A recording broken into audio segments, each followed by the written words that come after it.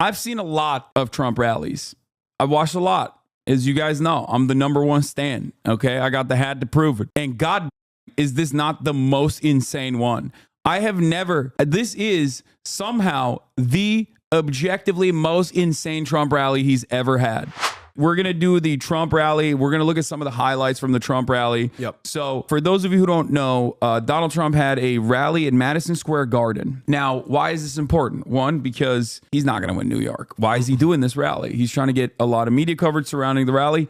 And I guess in order to maximize the media coverage, he just let the racists run crazy, say crazy shit during this rally. Now, it's not that surprising. Madison Square Garden has hosted a Nazi rally in the past, I believe in 1939. So, it hasn't been 100 years yet. I just never really thought that we would get a second Nazi rally before the century turned, right? All-day event at Madison Square Garden. It included speeches from a number of warm-up speakers, some that immediately drew some backlash.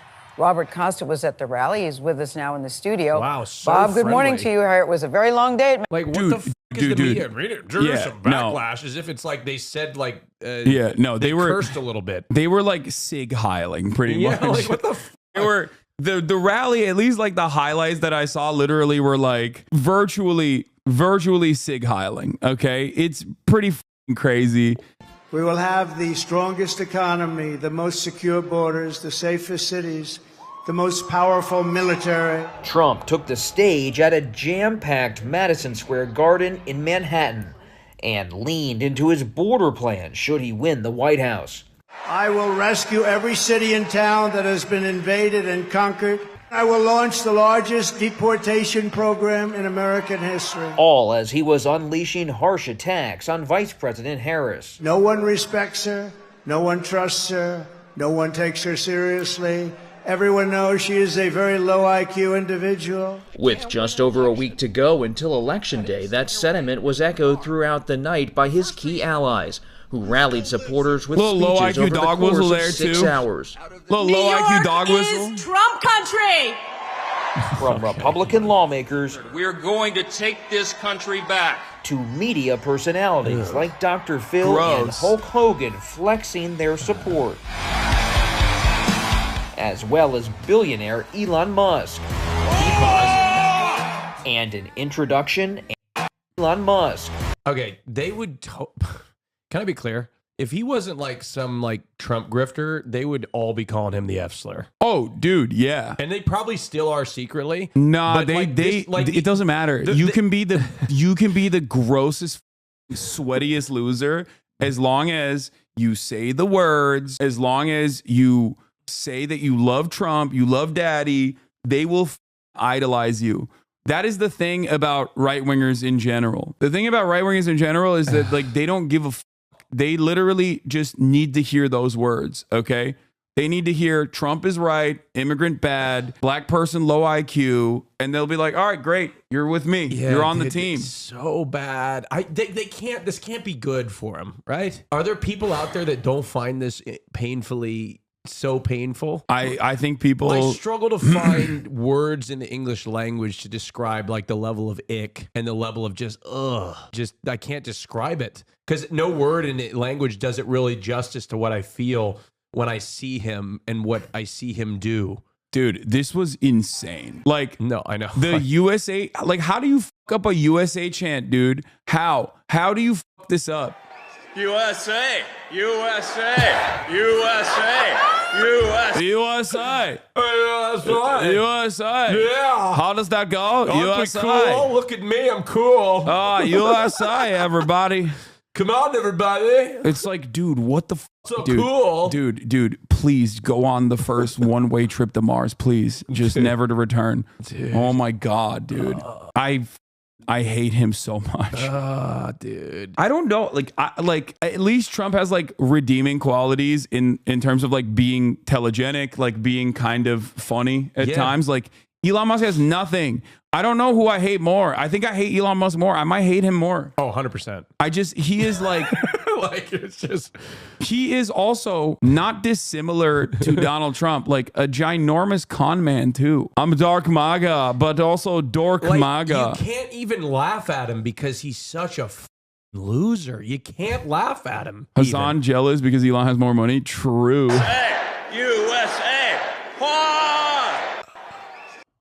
I'm Brian Kilme. I'm Brian Kilme. Dude. I'm Brian Kilme. Ah! Ah! Dude. I get it. I get, like, you know, repping your team. I get it. I understand. That's one thing. But, like, supporting this degree of cringe is just like, you need like a wellness check. Yeah. Like, if you're going, that was cool, your immediate family members have to institutionalize you. This is okay. You have to be institutionalized. If you look at this and you go, that's sick. I loved it. I loved it when he did that. I think he's the best example of what happens when somebody who's terminally online goes out in public. Yeah. Like, he's so online. He's like, he's such like a terminally on Reddit. Yeah, he is the most like Discord Reddit stalker adjacent guy that sees daylight and just this is how they look, dude, and act. Because he'll go on his Twitter after these rallies and like do some like cringe Reddit meme that he'll post, and then it'll get promoted and put on everybody's algorithm because he owns the platform. If he wasn't rich, he'd literally be arrested from his basement for posting threads on 4chan. Yeah, no, actually, it's so lame, dude. It's so bad. Oh my god, this is what he posted. Yeah, I saw that. Oh my god, 431,000 likes. Oh my god, dude. No, institutionalized. Dude, we need re-education camps. Like, I'm just saying it again and again and again. And people always think like, oh, Hasan, you commie bastard. Like, Hasan, you commie bastard. Like, when you say re-education camps, like, well, you mean like, you know, gulags or whatever. And it's like, no, I don't mean like gulags, okay? But we need to open the schools and we need to force people to go back to school, okay? No more homeschooling. You have to go to like real school, okay? You can't do fake school. This is unacceptable. This is completely unacceptable. If you think this shit is cool, you have to be reintegrated in a normal society. Like, you are not living on the same plane of existence as the rest of us, dude. I swear to God. I don't know if you guys know this, but there's literally a floating island of garbage in the middle of the ocean right now. Yeah. I think it's called Puerto Rico. Ooh. Less than 2 hours. What's so funny to me is how, like, your racist joke flops in front of racists. Like, an entire group of people who love racist jokes, who eat that shit alive, and it flopped. How do you do that? I don't understand how you do that. And like, the reaction to this was like, oh, liberals don't like humor. And I'll be honest, like, I get frustrated because I like comedy. I like offensive comedy. I like dark humor, right? And one of the most frustrating things is like, people will like say like, oh, you're just sensitive. No, motherfucker, it's not a good joke. Okay. It just wasn't funny.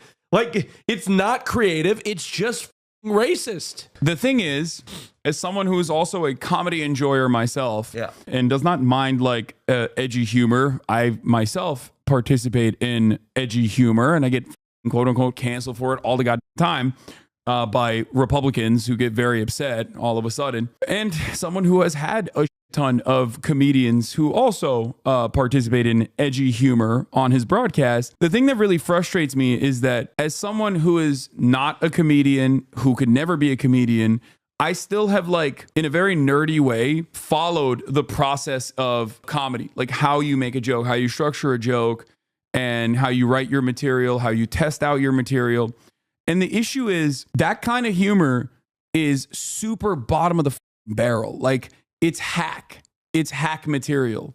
It is what you do when you're not clever enough to make, like, when you're not clever enough to construct like an intelligent joke. Yes. That's the problem. And this is what was frustrating when like Chappelle was like getting criticized, or like when Chappelle was like going through like, and he just like wouldn't stop making terrible jokes about the LGBTQ community. Yeah. I'm in the LGBTQ community. Okay. I love a good gay joke. Okay. Yeah. I'm down with it. We make gay jokes all the time. Yeah. We make homophobic gay jokes all the time. I love a good gay joke. What was frustrating about me, like with Chappelle, is like somebody who I regard as like one of the greatest comedians of all time. Is I was like, he's so much better than that. Yeah. They weren't good. Yeah, that's what was annoying. Is I'm not like, and I hated it being framed as like, oh, you're just insensitive. No, motherfucker, No, Make you're a good too. gay Yeah, joke. they were like, no, you're too sensitive. Make You're too the sensitive. joke It's like, good. no, dude. That's it. Like, if you at any point, if you are a generational talent in the field of comedy and you are repeating 4chan Steven Crowder jokes, like attack helicopter jokes and in like 2022, what the are you doing? Like, that's insane. And then this last additional detail just came about it. This guy's speech last night. They were saying they didn't vet the speech, so they didn't know his joke was there. Surprise, it was vetted. They removed him calling Harris a cunt, but left the Puerto Rico joke in, so they were okay with it last night. The shock comic who opened for Trump. I like that they're calling Tony Hinchcliffe a shock comic. Tony Hinchcliffe is not. He's never really been that funny. As someone who used to listen to Kill Tony a lot way back in the day, as someone who was a massive Joe Rogan fan way back in the day before he had like Milo Yiannopoulos and every like neo-Nazi YouTuber on his broadcast, I used to be a fan of Joe Rogan. I have his mug, as you guys know. Like that's the degree of fandom I had for Joe Rogan. I had his literal mug. He was very influential for me, you know, as a independent media figure. In some ways, that part still remains to a certain degree. Like I was a fan of his. I would listen to Kill Tony as well. Never really liked Kill Tony as much, but like when you like Joe Rogan, you like Kill Tony. You like all of the people in his orbit, right? And I'm talking, this is like 2014, 2015, 2016, okay? For me, as someone who used to listen to Tony Hinchcliffe all the time and listen to Kill Tony all the time, he just basically surrounds himself with funnier comedians usually. And that's the only reason why that actually hits.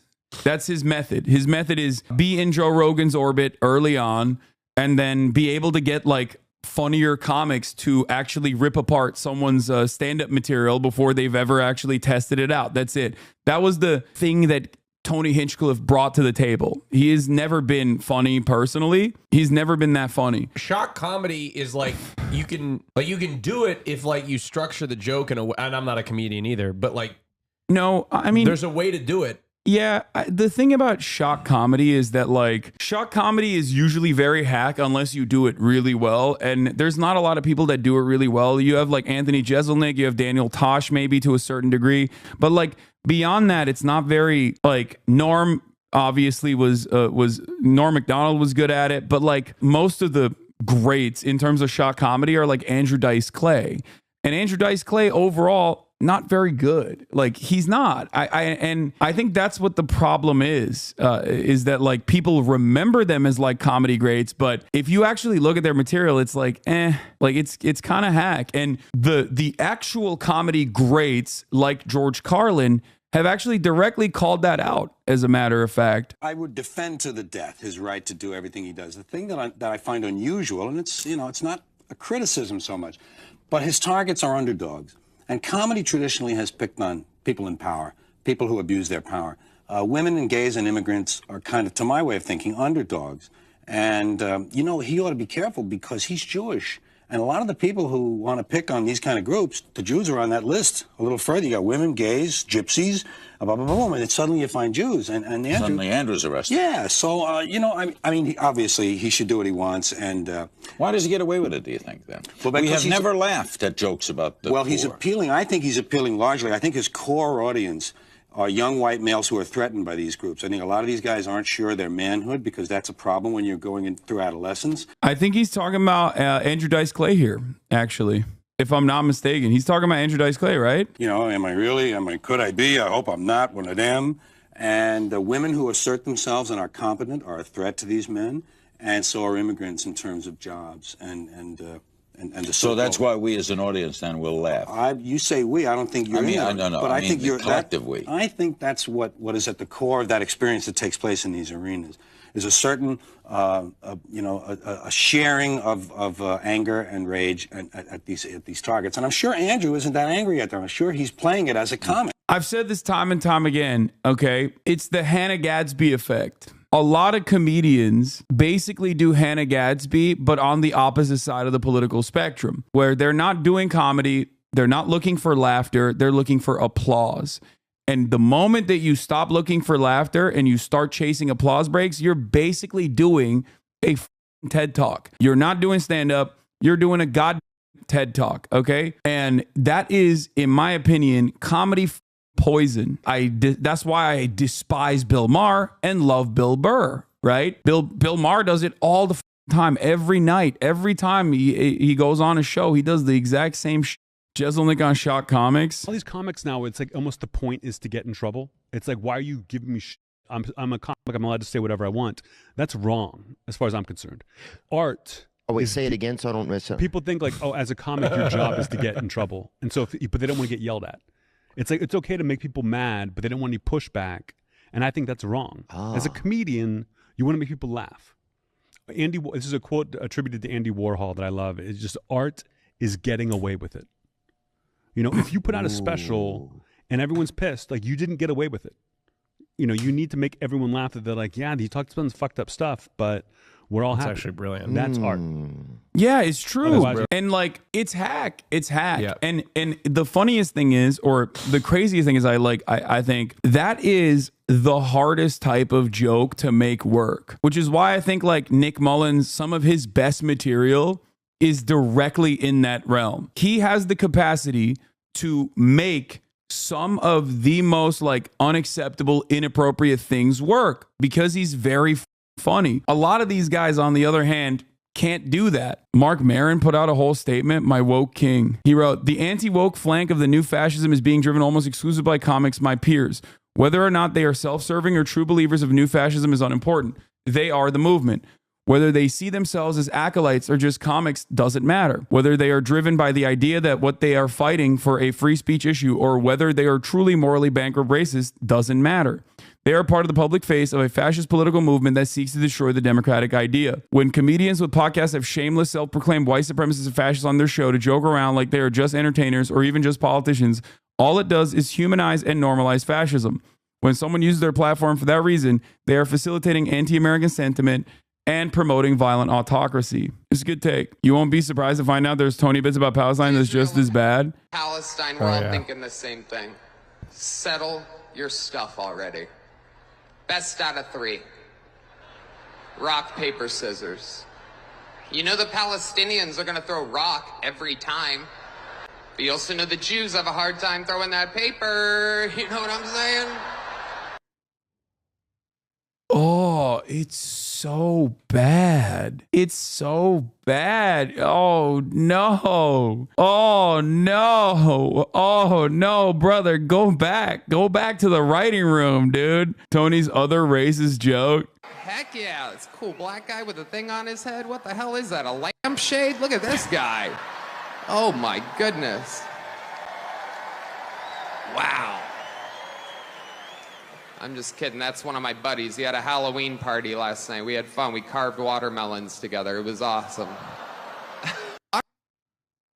Oh, brother, this stinks. Oh, black guy, watermelon. Oh, this is sick, man. You're really reaching. Dude. You're really opening up new avenues with this joke. Didn't the Trump administration come out and distance themselves? I don't know. I'm sure they might. I think they came out, was that like a fake tweet or something? Didn't they come out with a statement saying that they were like, it doesn't represent the views of the Trump administration or something like that? They also tried to say that it wasn't vetted at first, and then it came out that it definitely was vetted. It's wild that Donald Trump is objectively funnier than the comics that he has on, which is crazy. Like, Donald Trump knows not to say those things. You know what I mean? Donald Trump is a massive racist, okay? And even he's like, watermelon jokes, that's a bit too far, don't you think, Tony? Sad. Don't do that one. Very sad. Trump would have comics that are less funny than him. That's such a diva. Oh my God, you're right. He was doing diva shit. He was like, I don't want an opener to outflank me. It would be funnier. I don't want someone opening for me to be funnier. I don't want it. I was saying before you got in here how like insane it is to tank that style of joke in front of an audience like that. Yeah, you got the most racist Deborahs and Hanks from Long Island. Like, you got the Thin Blue Line crowd, okay? Everyone's looking like a bag of potatoes out there in the crowd. They're like, yeah. They're ready and for even it. They're not like, oh man, that wasn't that funny. I've heard way funnier racist jokes. Later, Puerto Rican superstar Bad Bunny reshared a video from Vice President Harris's campaign, posted earlier in the day to his nearly 46. See, this is an example of a funny joke that's kind of racist. Puerto Rico's trash, spreads crazy rumors about Haitians, can't accept the skin color, green card marriage. Is Trump our first Dominican president? That's like, see, there you go. You can make it work, okay? You can make it work. See, if Tony Hinchcliffe said that, people would like that. People would actually, maybe that crowd would be like, I don't understand it. I've never met a Dominican.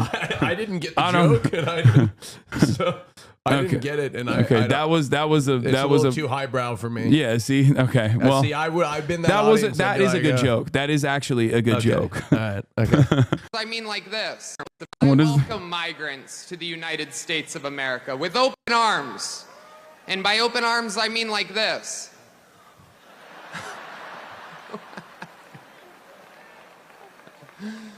It's wild. Boo, this guy stinks. Wild. What's more embarrassing is the tweet, what the guy said in the tweet. Did you see what he said in the tweet? Oh, yeah. No, he's joking. He's saying the right is starting to get better at comedy and it's making the lefties nervous. That's a meme from like way back in the day. I think it was Paul Joseph Watson who first said that. Oh. They love making babies, too. Just know that.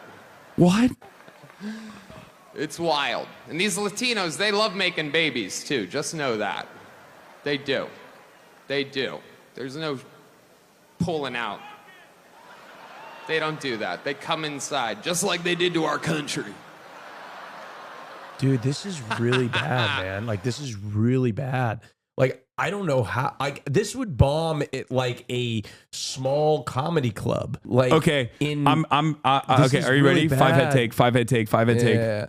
Joe Rogan secretly in a tank for Kamala Harris. Does this interview with Donald Trump specifically to get Donald Trump to have Tony Hinchcliffe as his opener. Tony Hinchcliffe bombs so hard. That is the real October surprise. That is the real third assassination attempt. That is actually assassinating the Trump campaign with these bits. Because there's no way Trump looks at this and finds this funny. He's probably pissed. This is so bad. He's probably pissed, right? This is like, I cannot look at this as anything but deliberate sabotage. You cannot view this in any other framework, dude. This has to be deliberate sabotage because holy moly, this sucks, dude. Latinos love to come. They never pull out. Or just like they came into our country. Oh my God, that's so bad. That's so bad, dude. And he wrote it. That's what's crazy. He wrote it. I don't think that was improvised. He's reading off of something he wrote. This is so bad, brother. Republicans are the party with a good sense of humor. No, come on. It's crazy. I'm losing it. It's so bad, dude. He has like Elon Musk level stage presence there. It's awesome. What happened here? So, before I create this piece of art, I would just like to give the art world a little something. I got it here somewhere. Oh, here it is. Bam!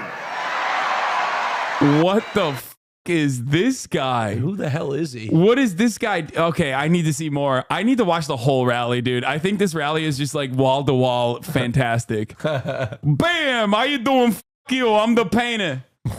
You. Yeah, much like Adolf Hitler, all right? Yeah, me and him, we went both. We did paintings. Say enough, no more. America gets its future back.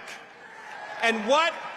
He is like actively one of the biggest Nazis in the Trump administration, or was. Like you remember child deterrence or child separation as a deterrence policy, like kids in cages? Yes, yeah. He wrote that. Oh. Like that was his plan. Real stand-up guy, yeah, huh? Yeah, he's a straight up white supremacist. Like Jesus Christ. Let's see what kind of cool things he had to say. After libel, lawsuit after lawsuit, they tried to jail him. They tried to bankrupt him. They tried to imprison him, and they even tried to take his life with not one but 2 assassination attempts. And let me after libel. They're really stretching on the second one. They're really stretching it. Yeah. The second one doesn't count, bro. Come on. Yeah. The cartels are gone. The criminal migrants are gone. The gangs are gone. America is for Americans and Americans only. One man. And that man, ladies and gentlemen, that man took a bullet for you. He took a bullet for democracy. Like, he didn't even take a bullet. Shut up. Shut up. Like, you can't claim he took a bullet, dude. barely grazed his ear. Like, get the fuck out of here. Oh, Grant Cardone is insane. He apparently has some violent. What was the line that he said you showed me? Where I was like, what the why is Grant Cardone went nutty mode. I didn't even know he had that dog in him. Like, I know he's like a right-wing guy, but and his wife is like doing a super PAC for Donald Trump. But I had no idea that he was like this insane. He says he had some of the hottest takes on the podium. No, this is complete gone. Not even her simp Mark Cuban can sell this. Even Marky Boy says this would destroy the global economy and take the USA down with it. Ladies and gentlemen, Kamala Harris is the least qualified candidate to ever run for any political office in American history. She makes her boss look competent. She's a fake. I'm not here to invalidate her. She's a fake, a fraud. She's a pretender. Her and her pimp handlers will destroy our country. Oh my God. That's crazy. I think people. That is crazy. I think people should be scared to say stuff like this. That like, is that controversial? Like, no, it's not. And I don't mean like physical violence or whatever. I'm not saying that at all. But like, you should be, if you're not going to be embarrassed by statements like this, you should at least be like afraid that people are going to look at you and be like, oh, you're like a massive racist. People have been spending so much time on Twitter and in their algorithm that they think that you can go out and say stuff like this. Like, what the is going on, man? What is happening? Like, they think that there's so many like-minded people around them that they feel like everybody feels this way, but they're in a fake place. Twitter isn't a real place. I know, but like, most people would listen to that and be like, holy fuck, that's crazy. There's more. This is where he says the slaughter thing. They've already crippled the dollar, manufactured inflation, imported a virus, censored your voices, funded transgender surgeries, and made empty promises to the middle class for 50 years. This election has to be more than a victory. It needs to be a landslide. We need to slaughter this other people. We need to bring 100 million votes to Donald Trump. What the fuck? Oh, I can't wait till these cocksuckers lose. I mean, this is a Nazi rally, dude. This is straight up. Here is Rudolph Giuliani, America's mayor. He had some bars too. He's starting to look like an animated old guy. Like if you were to animate an old guy. I love his little tie that he's wearing. He's probably shilling some coffee too. Like, come on, buy my coffee at RudolphGiuliani.com. Come on, I'm bankrupt. I had to sell my condominium. My New York penthouse, I had to sell it. Hamas is not there for us. Iran is not there for us. They want to. You know what's crazy about these guys that are like so unconditionally pro-Israel?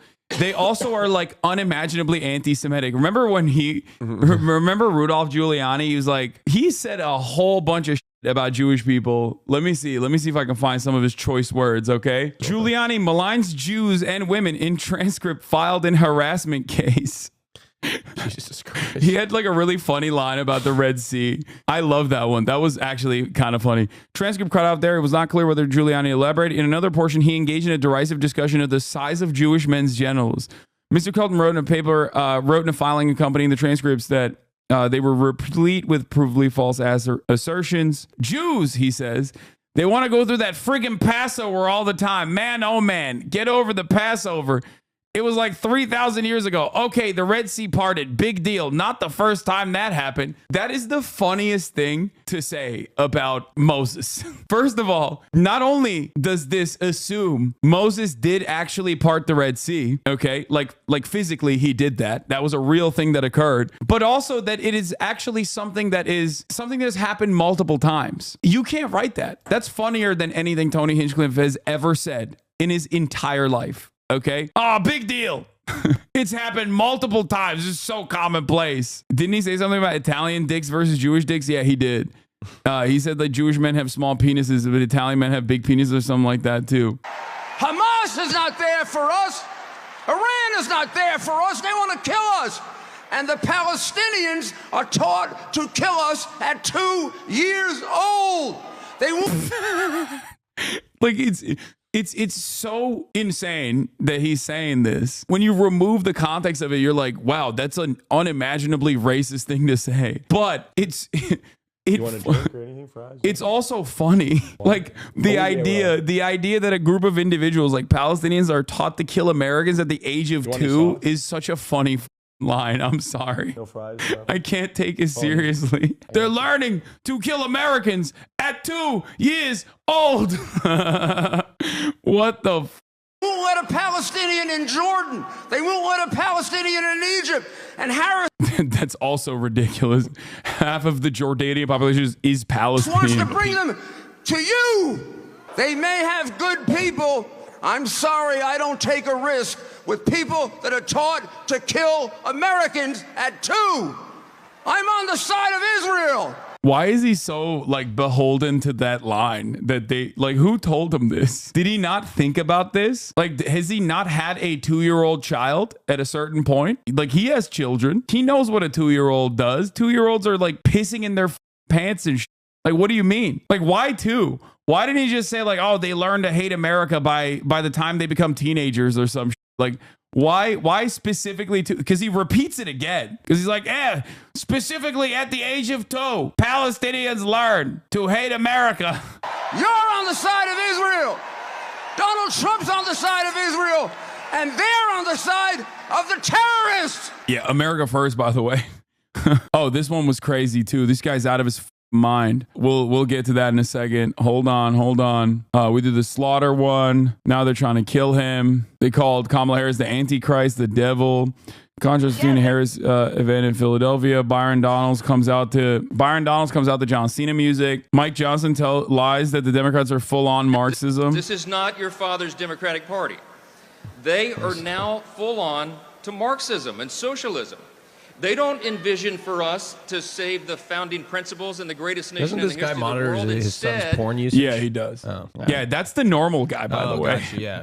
Like, that's what I thought. That's the funniest part about this is like that Mike Johnson's supposed to be like the buttoned up guy. Yeah. He is He's the guy. Yeah, buttoned up. They monitor each other's porn Yeah, usage. his son monitors his porn usage as well. Makes sense. Yeah, cool. What a cool fucking stuff. weirdo. He exudes this like very weird energy. I feel like he's the type of dude who like if he finds himself like around a woman that's not his wife that he like even remotely thinks is attractive, he goes back home and just like whips himself. Like at the end of the day, he's like, well, it's time for my punishment.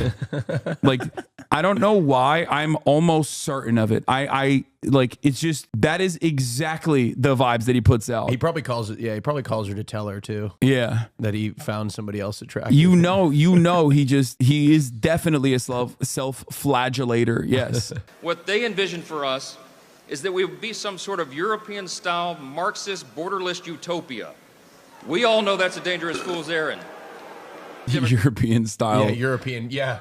Yeah, it would be really bad if we got healthcare. It'd be terrible. Have you been to Europe? It's a wasteland. Yeah, it's always it's on fire. Bro gives me Ned Flanders, but Nazi vibes, yes. By the way, we didn't choose the name for that by random. Merit Street Media. This country was built on hard work, added slavery, indigenous genocide, and a whole bunch of racist anti-immigration sentiment after we used and abused other groups of migrants as well. Value and talent, not on equal outcome, not on DEI. This country was built on hard work. Well, by the way, you skipped a few places there. Dr. Phil got a job from Oprah and he's against DEI. Yeah, dude, this is, don't remind me, okay? That is, Oprah unleashed this demon upon us, okay? I will never forgive her for that, nor will I forget. Watch Dr. Phil when I came home from school. This country was built on hard work and merit. That's why I love Donald Trump, who worked very hard, bankrupt 6 of his businesses, and got hundreds of millions of dollars from his daddy. Oh, so this was an insane one. Howard Lutnick, CEO of Cantor Fitzgerald and co-chair of Trump's transition team at MSG rally. The first thing, we must elect Donald J. Trump president because we must crush jihad.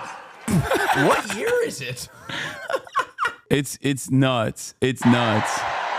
I don't know what year it is, but for them it's 2001. Yeah, literally. Yeah, it's November of left. It is November of 2001 right now. It's not November of 2024. Jesus Christ. We must crush jihad. We got more from the rally. There was the other, I think this was the same guy. He had some insane things that he said. Like, is that the guy that called it a Nazi rally? Like, directly, he was like, I just got back. What the is this, bro? Dude, every moment, every frame of painting, dude, every moment of this rally is insane. Media out there who won't show my story or won't back Donald Trump. I love you, Donald. God bless America. And God bless the United States of America. Wait, God bless America and God bless the United States of America. Dude, he's nuts, dude. Oh, this was, yeah. I want to see the full one, though. I don't want to see just this part. Here, radio host Sid Rosenberg, who called Doug Emhoff a crappy Jew at Trump's MSG rally. I just got back from Israel about 2 weeks ago. They love Trump and Israel, just so you know, they love him. They love him and Bibi. They love them both. Oh, what about that? I'm in Israel and... No, they do love Trump. They love Trump more than they like Bibi. Yeah, they don't like Bibi, though, from what I understand, right? His approval rating's pretty low, isn't it? They like him a lot more now. Oh, really? Yeah, they were, since he started doing bombing campaigns in Gaza and in Lebanon, like, a lot of people have warmed up to him again. Oh, Jesus. Had the opportunity to break the Yom Kippur fast with Bibi Netanyahu. Cried with Israelis in the streets. They listen to me from Jerusalem. They really do this. Like all of you listen to me, all of you. I get back and they go, Sid, you want to speak at this MSG thing? I go, sure. Out of character for me to speak at a Nazi rally. I was just in Israel, but I took... That's crazy. That's a crazy thing to say. He just like openly is like, I'm at a Nazi rally, but hey, we've done crazier things, you know? Hey, how you doing? Did anybody laugh? I want to hear what the audience... gig. They didn't even laugh. Back and they go, Sid. Because he's just stating a fact. He's like, yeah, it's a Nazi rally. Yeah. You want to speak at this MSG thing? I go, sure. Out of character for me to speak at a Nazi rally. I was just in Israel, but I took the gig. She is some sick bastard, that Hillary Clinton, huh? What a sick son of a bitch. The whole party, a bunch of degenerates. Oh my God. Lowlives, Jew haters, and lowlives. Oh my God. Every one of them. Every one of them. Look at my city. Look at my city. Yes, this building is beautiful. You're all beautiful. Look at you. Are they? Maybe you can't see from up there. I don't know. I think he's joking about it. Yes, I know he's joking about it, Megaphonics. Thank you for describing the joke. Yes, I know he's joking about it. I don't think he legitimately thinks he's at a Nazi rally. I know. I was also joking about his joke. Yes, he is implying that liberals call it a Nazi rally. I did not think that this man is literally like, I just got back from Israel and now I'm at a Nazi rally. I've seen a lot of Trump rallies. I've watched a lot. As you guys know, I'm the #1 stan. Okay, I got the hat to prove it. And God, is this not the most insane one? This is somehow the objectively most insane Trump rally he's ever had. And it's really interesting because it proves my point that I repeat all the time.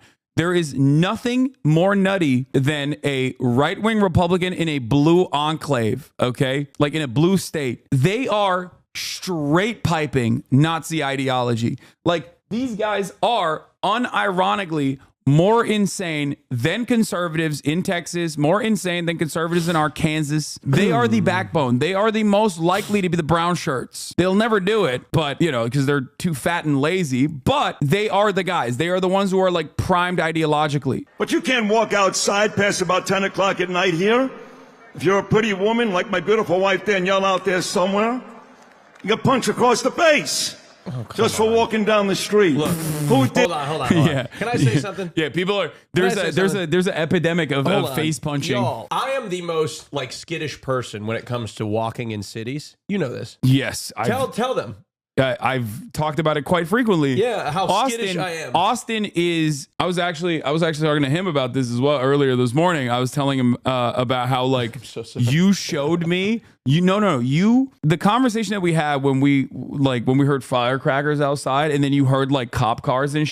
Yeah. And your freak out moment made me understand that no matter how progressive someone is, okay, and you're a very progressive guy, if you live in the suburbs, okay, if you live in the suburbs, you have no idea what it's like to live in a city. Yeah. And you literally freak the out over like normal city.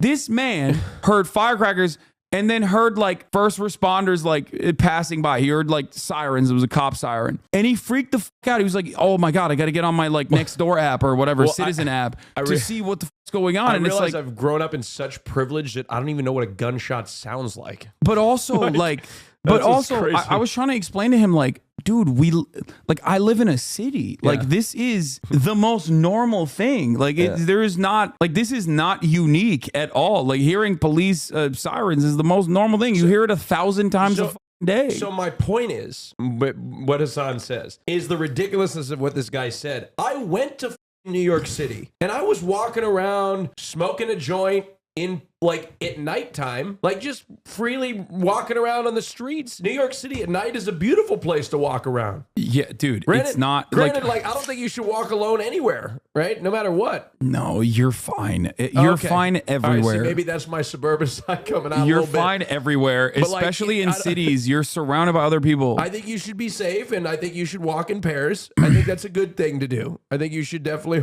Yeah, like I don't think that's. It's fine everywhere. If you're around a ton of people, even if you are alone, you are safe. Yeah. This is something that I cannot explain to people who have like, spent their entire lives in like suburban enclaves that like, no, there is safety being around other people, okay? And it's not like a man moment. Like I understand why women are uncomfortable walking around alone, whether it is at night or any other time during the day. But my point is, when you live in a city, and there are plenty of women who live in cities in this audience that will reiterate this as well, there is safety in numbers. People don't understand that because that is like super normal place, like super normal in cities. If it were to happen in the suburb, you'd be like, what the f is going on? This is scary stuff. If you hear a cop, if you hear sirens in your suburbs, you're probably gonna be like, oh my God, something crazy has happened. I understand my position comes with a lot of privilege. I am white passing. Okay. You're white, man. Just say you're white. I'm just kidding. I'm Lebanese, but I'm obviously white. Okay. It's very clear. Okay. Stop trying to flex in front of Los Angeles Times. I just want them to know I'm Lebanese. Okay.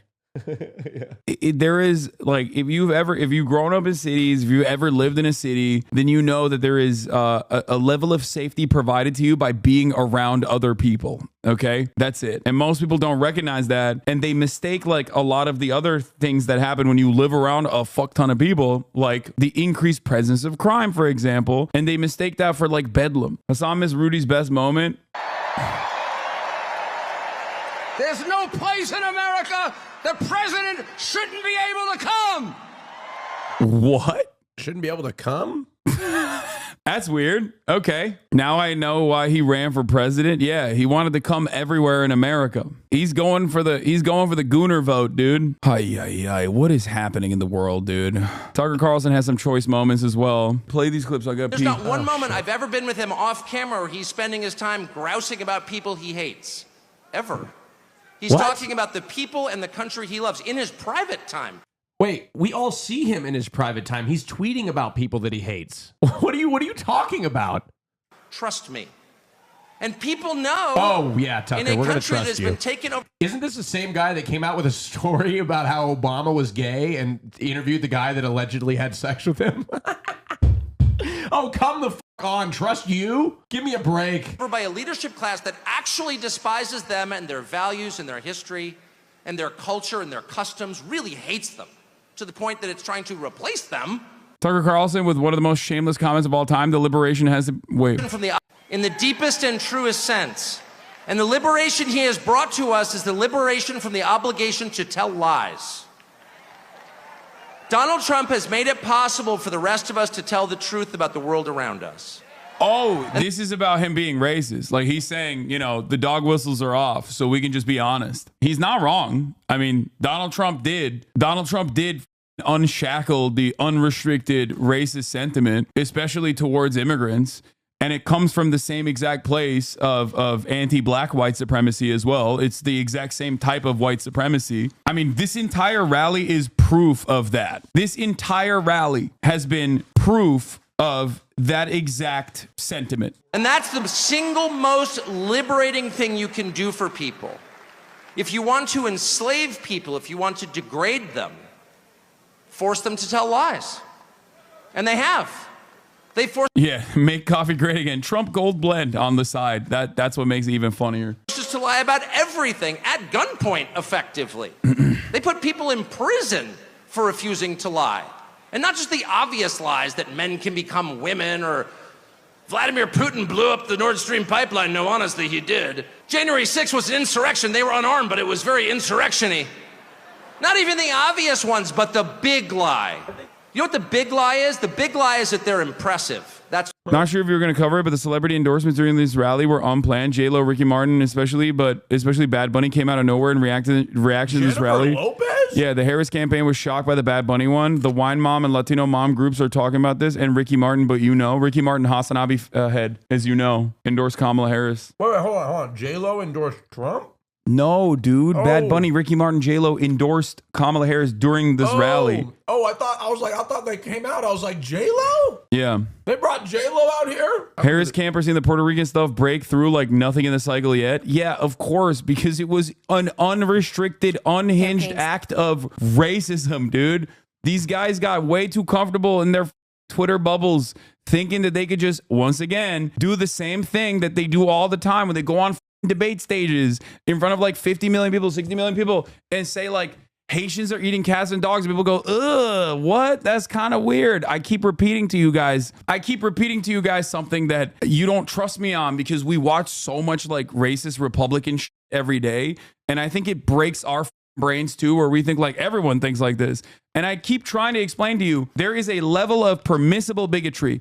Okay. You can't go above it. When you go above a level of permissible bigotry, when you don't simply point to vague generalizations, systems of oppression that already exist that people take for granted, and you take it one step further and you get like nerdy with it or weird with it, people are going to look at that and go, oh, that's gross, dude. Why the f did you say that? There is a window of permissible misogyny. There's a window of permissible white supremacy. People like Ben Shapiro regularly choose not to go above that because they at least understand that you can't cut commentary that way. Hasan, this man has a 50% chance of being president. Yes, but that doesn't mean every single person that's voting for him is aware of all of this shit. Next Tuesday, you have to stand up and you have to tell Kamala Harris that you've done a terrible job. We're not going to take it anymore. Kamala, you're fired. We're bringing back the American... He doesn't even have that juice, dude. Kamala, you're fired. He's trying to hit the, like, this is literally... He can't even move the arm anymore. Bro, this is Frankie Valli.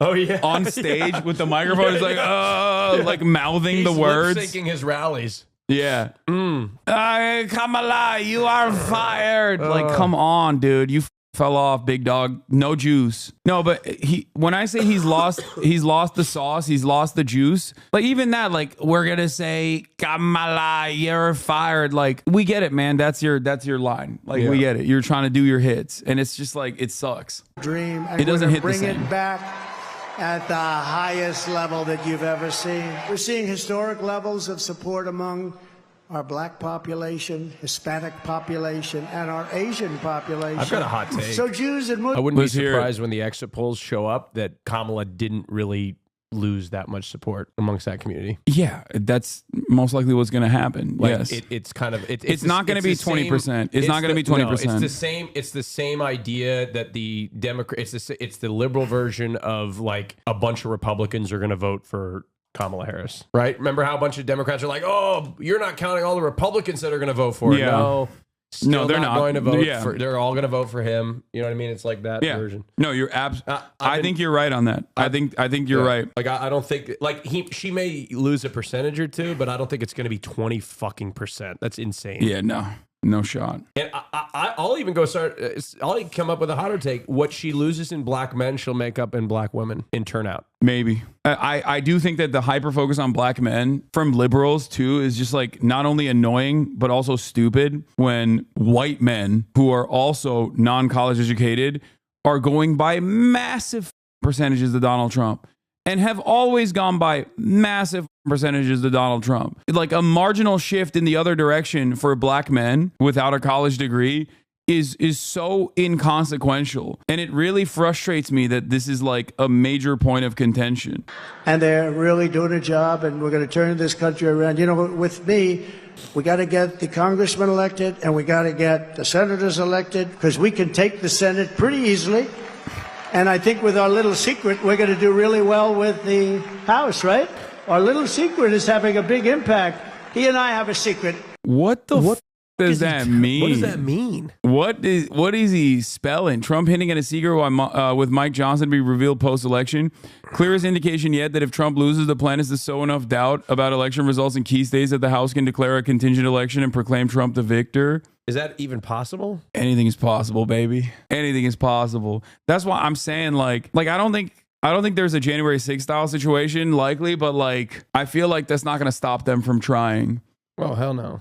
So the House would have to vote on a contingent election and then they would get supported by the Supreme Court? I think this was the Mike Johnson, and if so, he's signaling that Republicans will try to do the thing that keeps me up at night. Screw around with the Electoral College vote so that the House itself votes on the president instead. Each state gets one vote. Trump wins with 26. This is known as the contingent election of the president and was, although many people still don't fully realize it, part of the goal behind January 6th. This scenario depends on a few things, but most especially on who controls the House. So if you're freaked out about this possibility, visit Go Kamala Harris and volunteer to help them elect Dems. A close election in a Republican-controlled House fucking around with the Electoral College votes. All they need is enough chaos to kick the vote for the presidency of the House itself. This procedure is known as a contingent election of the president and was one of the hosts behind January 6th. If that happens, each state delegation in the House gets one vote for president, and the 26 states almost certain to have majority GOP delegations vote Trump in as president against both the popular vote and the Electoral College vote. They have the Supreme Court locked down as well, so it's not like you can take it up there and defend it. I know many of them. It's just this amorphous group of people, but they're smart and they're vicious. Trump, we need to defeat our opponents. They're the enemy within. Supporters, he means illegal immigration and woke stuff. Trump, I want to be clear that Democrats, former staff, the media, and half of America are enemies we must put down. Supporters, he means taxes. I know many of them. It's just this amorphous group of people, but they're smart and they're vicious. And we have to defeat them. And when I say the enemy from within, the other side goes crazy, becomes a sound. Oh, how can he say... No, they've done very bad things to this country. They are indeed the enemy from within. But this is who we're fighting. He's like, I mean Nancy Pelosi. They try to correct me. He's like, I mean Nancy Pelosi. We must use the military on Nancy Pelosi. We must use the military on Adam I'm a fascist. I love Adolf Hitler. And then J.D. Vance is like, actually, when he said he loves Adolf Hitler, he was actually talking about a different Adolf Hitler.